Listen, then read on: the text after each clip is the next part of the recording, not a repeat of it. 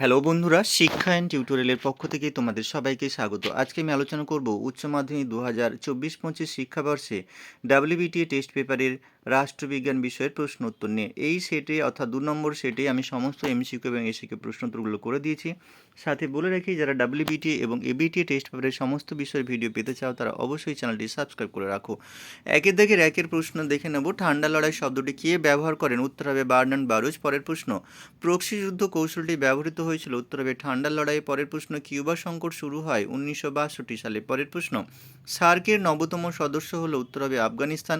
ভারতের পরমাণু নীতির মূল কথা হলো? উত্তর হবে প্রথমে আক্রমণ নয়।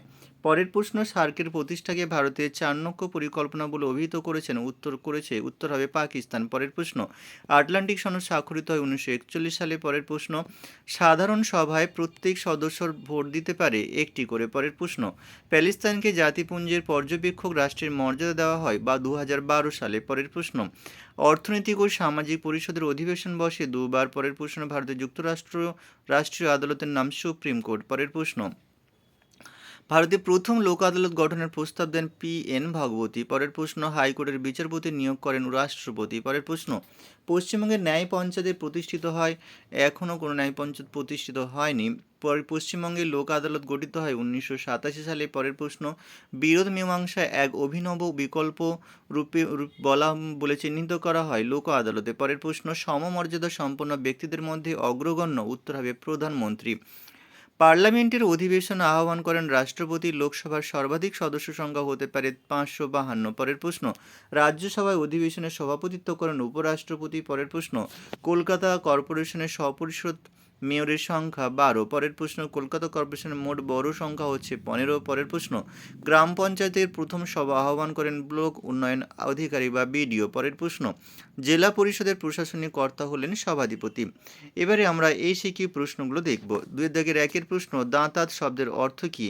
খোলা হাওয়া, অর্থাৎ ব্যক্তি স্বাধীনতার প্রসার এবং রাষ্ট্রীয় নিয়ন্ত্রণ হ্রাস। পরের প্রশ্ন, ভারতীয় পররাষ্ট্র নীতির একটি মূল বৈশিষ্ট্য উল্লেখ করো। জোট নিরপেক্ষতা। পরের প্রশ্ন, মধ্যপ্রাচ্যের সুয়েজ সংকট কখন সংঘটিত হয়? 1956 সালে। পরের প্রশ্ন, সার্কের প্রথম সভাপতির নাম আতাউর রহমান খান। পরের প্রশ্ন, পটসডাম সম্মেলনে যোগদানকারী দুজন নেতা হলো হ্যারি এস ট্রুম্যান ও জোসেফ স্ট্যালিন। পরের প্রশ্ন, পঞ্চশীলকে জোট নিরপেক্ষতার পরিণতি বলেছেন কে? কে এস মূর্তি। পরের প্রশ্ন, ভারতীয় পূর্বে তাকাও নীতির প্রধান রূপকার হলেন? উত্তর হবে মনমোহন সিং। পরের প্রশ্ন, সার্কের মনমোহন সিংয়ের নেতৃত্বাধীন ইউপিএ সরকার। পরের প্রশ্ন, সার্কের প্রথম শীর্ষ সম্মেলন কোথায় অনুষ্ঠিত হয় এবং কত সালে?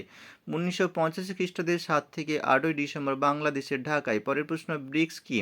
ব্রিক্স হল 5টি গুরুত্বপূর্ণ রাষ্ট্র তথা ব্রাজিল, রাশিয়া, ভারত, চীন ও দক্ষিণ আফ্রিকার দেশগুলির নামের আদ্যাক্ষর সমন্বয়ে নামকরণকৃত উদীয়মান জাতীয় অর্থনীতির একটি সংঘ। পরের প্রশ্ন, পর্তুগাল অধিকৃত গোয়া, দমন ও দিউকে ভারতের অন্তর্ভুক্ত করা হয় কত সালে? উত্তর হবে 1961 সালের 17 থেকে 19 ডিসেম্বর। পরের প্রশ্ন, আন্তর্জাতিক বিচারালয় কতজন বিচারপতি নিয়ে গঠিত? 15 জন। পরের প্রশ্ন, সম্মিলিত জাতিপুঞ্জের শান্তিরক্ষা বাহিনী কী নামে পরিচিত?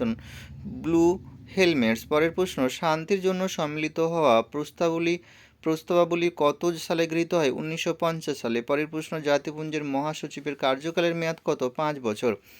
পরের প্রশ্ন, আন্তর্জাতিক বিচারালয়ের বিচারপতিদের কার্যকালের মেয়াদ কত? 9 বছর। পরের প্রশ্ন, জাতিপুঞ্জ গঠিত হওয়ার সময় সদস্য রাষ্ট্রের সংখ্যা কত ছিল? 51টি। পরের প্রশ্ন, অর্পিত ক্ষমতাপ্রসূত আইন কি?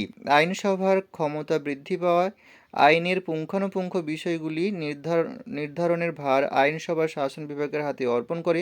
শাসন বিভাগ দ্বারা প্রণীত এইরূপ আইনকে অর্পিত ক্ষমতাপ্রসূত আইন বলা হয়।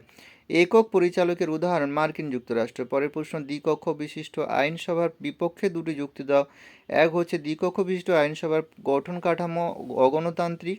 2 হচ্ছে দ্বিকক্ষ বিশিষ্ট আইনসভা তুলনামূলক ব্যয়বহুল। পরের প্রশ্ন, আজ পর্যন্ত ভারতে কতবার আর্থিক জরুরি অবস্থা ঘোষিত হয়েছে? একবারও নয়। রাষ্ট্রপতির লোকসভায় কতজন সদস্য মনোনীত করতে পারেন? সর্বাধিক 2 জন। পরের প্রশ্ন, ভারতের রাষ্ট্রপতিকে পদচ্যুত করার পদ্ধতির নাম কি? সংবিধানের 61 নম্বর ধারা অনুযায়ী পার্লামেন্টের 2/3 সদস্যের সম্মতিতে লোকসভা ইমপিচমেন্ট পদ্ধতি অর্থাৎ পদ্ধতির নাম হচ্ছে ইমপিচমেন্ট, এর দ্বারা রাষ্ট্রপতিকে অপসারণ করা যেতে পারে। পরের প্রশ্ন, গ্রাম পঞ্চায়েতের সভা আহ্বান করেন কে?